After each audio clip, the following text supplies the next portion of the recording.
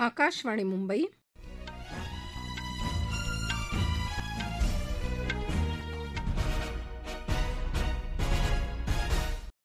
विजया सहजराव राष्ट्रीय बातम्या देत आहे. ठळक बातम्या.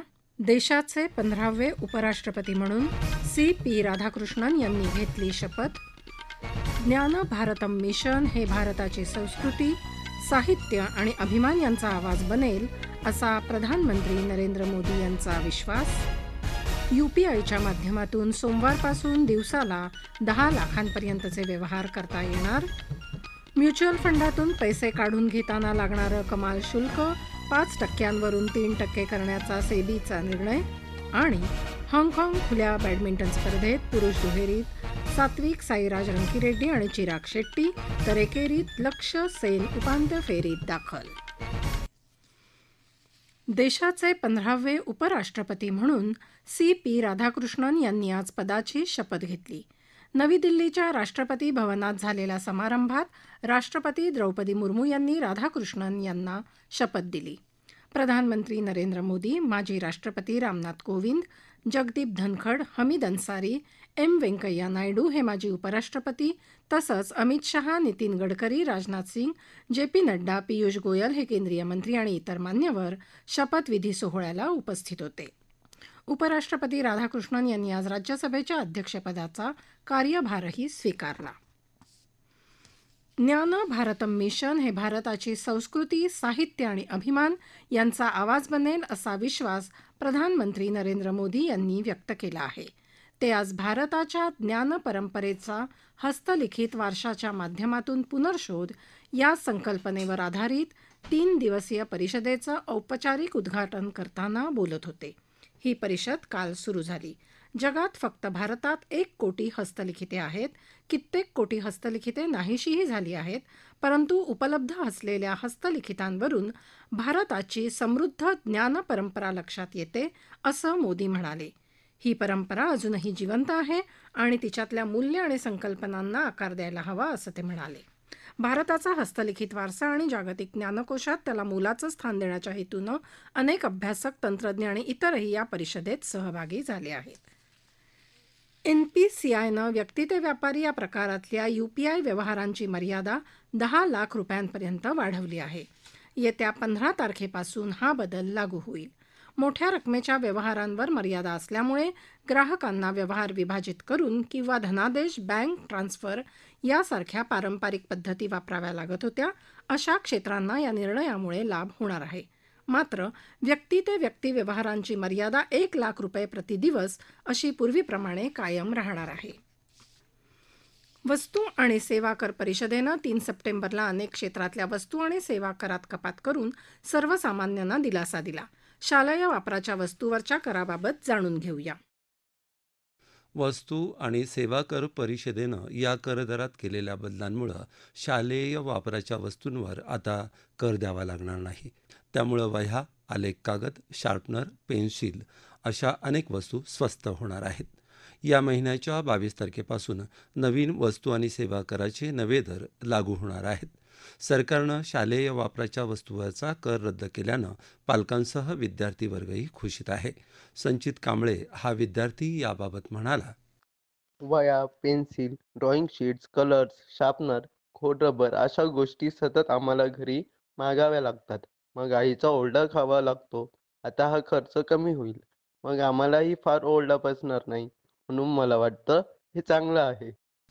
प्रधानमंत्री नरेंद्र मोदी उद्यापासून 2 दिवसांच्या मिझोराम, मणिपूर, आसाम, पश्चिम बंगाल आणि बिहार दौऱ्यावर जाणार आहेत. उद्या सकाळी ते मिझोराममधल्या पहिल्या रेल्वेमार्गाचं उद्घाटन करतील. बैरबी ते साईरंग दरम्यानचा हा 51 किलोमीटरचा रेल्वेमार्ग मिझोरामची राजधानी ऐझवालला जोडणार आहे. साईरंग ते दिल्ली राजधानी एक्सप्रेससह साईरंग कोलकाता आणि साईरंग गुवाहाटी रेल्वेगाड्यांनाही ते हिरवा झेंडा दाखवतील. दुपारी ते मणिपूरमध्ये 8,500 कोटी रुपयांच्या प्रकल्पांचं लोकार्पण करतील. चुरा, चंद्रपूर आणि इम्फाळमध्ये जनसभेलाही ते संबोधित करणार आहेत. संध्याकाळी प्रधानमंत्री गुवाहाटीमध्ये भारतरत्न डॉक्टर भूपेन हजारिका यांच्या जन्मशताब्दीनिमित्त आयोजित कार्यक्रमात सहभागी होतील.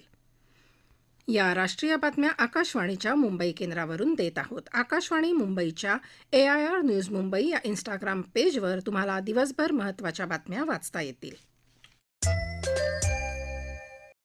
राष्ट्रीय बातमीपत्रात आपलं पुन्हा एकदा स्वागत. म्युच्युअल फंडातून पैसे काढून घेताना लागणारं कमाल शुल्क 5% 3% करण्याचा निर्णय सेबी अर्थात भारतीय रोखे आणि विनिमय मंडळानं घेतला आहे.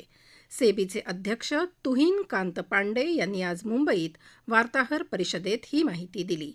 1 वर्षापेक्षा कमी कालावधीसाठी म्युच्युअल फंडात गुंतवणूक करणाऱ्या गुंतवणूकदारांना हे शुल्क द्यावं लागतं.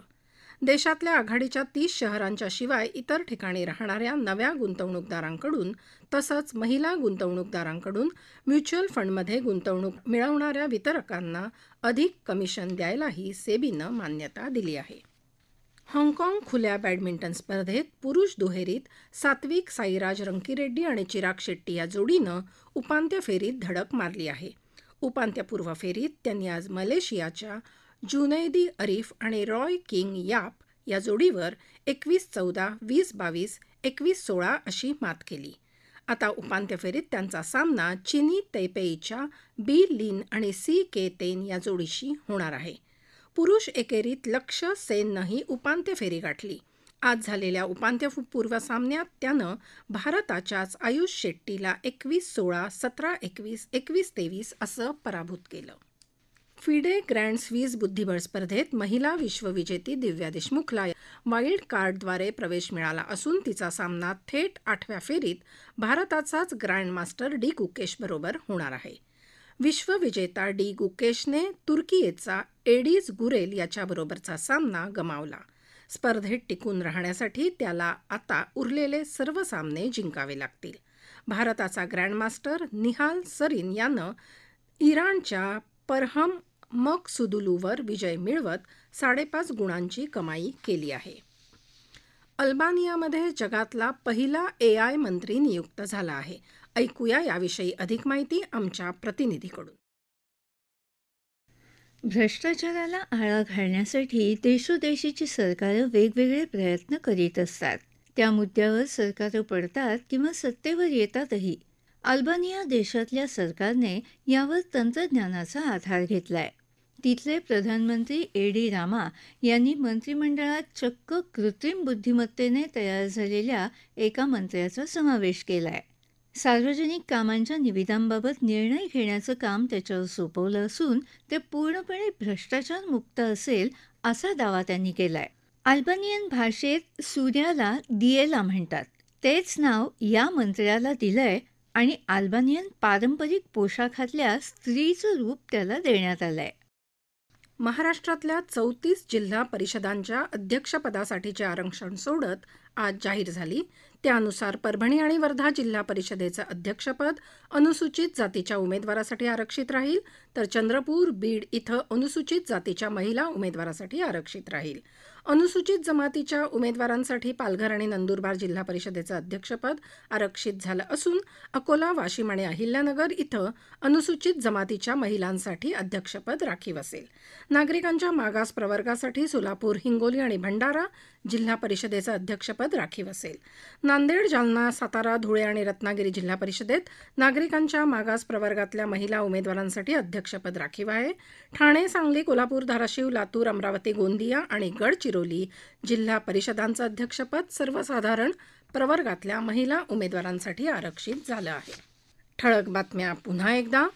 देशाचे 15वे उपराष्ट्रपती म्हणून CP राधाकृष्णन यांनी घेतली शपथ. ज्ञान भारतम मिशन हे भारताची संस्कृती, साहित्य आणि अभिमान यांचा आवाज बनेल असा प्रधानमंत्री नरेंद्र मोदी यांचा विश्वास.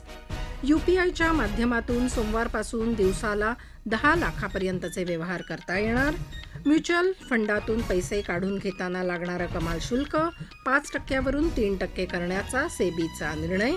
आणि हाँगकाँग खुल्या बॅडमिंटन स्पर्धेत पुरुष दुहेरीत सात्विक साईराज रंकीरेड्डी आणि चिराग शेट्टी तर एकेरीत लक्ष्य सेन उपांत्य फेरीत दाखल. याबरोबरच आकाशवाणी मुंबई केंद्रावरचं हे राष्ट्रीय बातमीपत्र संपलं. नमस्कार.